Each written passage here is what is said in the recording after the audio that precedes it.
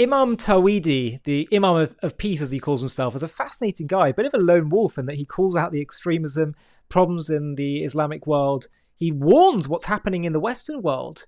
I'd love to know what informs him, what informs his worldview. We'd love to actually interview him. I did actually reach out to his office recently, but if anyone else knows how we can get to him, do let me know. But here he is talking about what's happening in Europe and the West right now. Really fascinating stuff coming from a Muslim. Have a watch. The other extremist groups, like the Muslim Brotherhood, who are friends with the IRGC and Hezbollah people, they cannot operate in Bahrain, in Oman. These are Muslim countries. Where do they operate? In London, in France, in Washington, D.C., in Australia, in Canada, Toronto. They operate here. They have bank accounts. They register charity. Right. So Macron, the president of France, recently said the Islamic world is in a crisis. I say, no, you are in a crisis. You went to the Muslim countries and you imported the garbage that the Muslim countries wanted to put in prison or isolate away from society. You went and you imported them. Why? For cheap labor. But these Islamist extremists, they don't want to work. They want free welfare. They want to marry French women, blonde hair, blue eyes. They don't have time to work. So look at Poland. They don't complain from Islamic extremism, not a single terrorist attack in Poland. The moment they sense there's a problem, they crack down on it. Polish policy, beautiful. The French, no, come. When they come, they use the resources. They go to Washington, D.C., and they sit in Congress. They support the Iranian regime. They go against the sanctions in Congress, right, with their hijab. Why? Because the ideology is filth to begin with. When you import that, or you allow it in, or you amplify it, or you glorify it in any way, you make your bed, sleep in it. So that is also a problem of the West. The question is, Tina, did the extremists become stronger or the West become weaker? I say it's both. Yeah, that is absolutely bang on.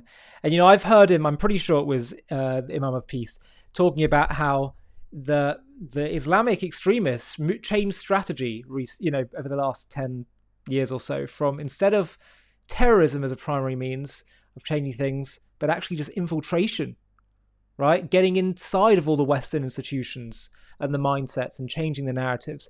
He said, actually, I think it was him, maybe it was also someone else in the UAE, that was saying that Islamists in the West laugh at Western liberals and progressives that buy into just being so sympathetic to them and letting more and more of them in and justifying their ideologies. They just take advantage of all this weakness as they perceive it. And then there'll come a point where it's a point of no return. I would even go so far as to say, dear viewer, that they've done the exact same thing with the narrative around Israel and Palestine, quote unquote. They've infiltrated the Western mindset to believe the inverse of reality, that Israel is the chief aggressor, that the Palestinians are just the poor victims with no agency. They don't understand it's the other way around, that the Palestinian cause is just the latest manifestation of thousands of years of anti-Semitism that has mutated throughout the generations. That's all it is. It is no more and no less than that. So the only answer is the West and Israel needs to rediscover its strength. Israel has done that, and Israel is doing that. Because it's only through strength, and strength in the face of violence, extremism, all that kind of stuff, can you get to resolution and peace. But I say something that I've added into this whole equation of peace through strength is that how do you get the strength? The way you get the strength, in my humble opinion, is by knowing the truth. If you know the truth, then you can have the strength to withstand your enemies and then have peace. If you don't know the truth, if you don't truly understand what's at stake, if you don't truly understand what Islamic extremism is all about, if you don't truly understand what the anti-Israel cause is all about, if you think that it really is a legitimate grievance, the Palestinian cause, then you're going to keep falling into the same old traps that led to October 7th and all the other horrors we've seen over the last 100 years. God forbid. So you need to get clued up on all of this. Now, we actually released a documentary about the Islamic and Islamist theology, the theological beliefs behind the Islamic Republic of Iran. Fascinating stuff. You can watch the trailer now, and if you want to watch it, you can click on the link in the video description. This is important stuff, and once you know this, once you know what they believe, helps you understand exactly what kind of moves they're going to be willing to make. The Islamic Republic of Iran. For over 4 decades, its leaders have stood defiantly, their voices thundering through Tehran's streets, chanting death to Israel and waging a relentless war on the West. But what fuels this fierce, unyielding hatred? Is it politics? A grab for regional power? Or something even more profound? A theology that casts Israel and the West as cosmic enemies in a divine battle for the end of days.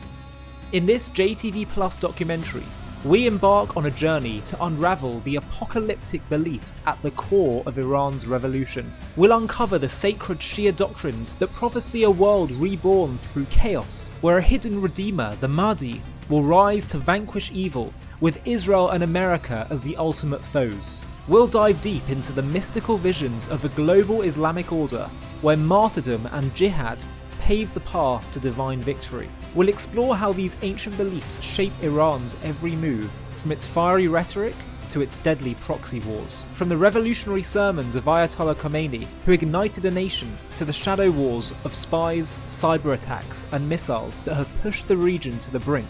We'll trace the arc of a regime bent on reshaping history, and we'll reveal the climactic moment when Israel struck back with Operation Rising Lion, a daring, high-stakes operation that shook the world and redefined the conflict. This is not just a story of a nation, but of a creed that seeks to rewrite the future, a conflict that threatens to engulf us all.